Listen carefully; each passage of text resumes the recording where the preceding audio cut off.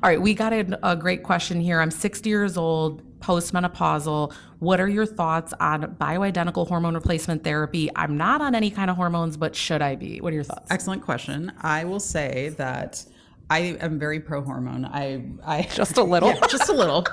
Or so slightly. But it really comes down to an individual choice, right? And when patients come in to see me, I like to assess them for all of the things that could be happening to them because their hormone levels are declining, right? So if they're severely symptomatic not severely, even if they're mildly symptomatic from perimenopause or menopause, if they are seeing a decline in their bone density, if they are seeing changes in their body composition, if they're having joint pain, there's so many different facets to this. 85% of women will have symptoms. So if you're having symptoms, I think it's a very reasonable thing to go and ask for help. There's a small subset of women who walk through, like they sneeze, they have menopause, they didn't even know it, and they don't really get a ton of complications afterwards.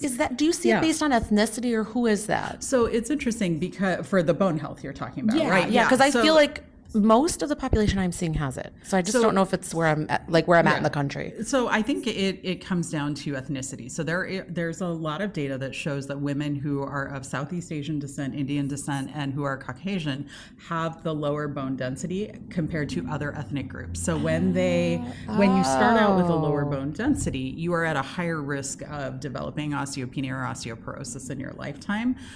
If you have a family history, of parents having had fractures from osteoporosis, if you have other medical conditions that contribute to it, I think that this can be a really helpful tool because losing your estrogen just accelerates that bone loss. And if it's for that reason, then I'm all for it, right? But it really comes down to you need to have a discussion with your doctor, figure out whether it is the best choice for you, whether it's available to you based on your medical history, and then make a decision. That for a long time, we said that women 60 and over shouldn't be started on hormones. I think that mindset is shifting, right? And really the approach is going to be the lowest dose possible to get rid of the symptoms. Stay tuned for part 2, where I'm going to ask her what can be done if you're not able to take hormones, but you still want to do something for symptoms. So part 2 for that.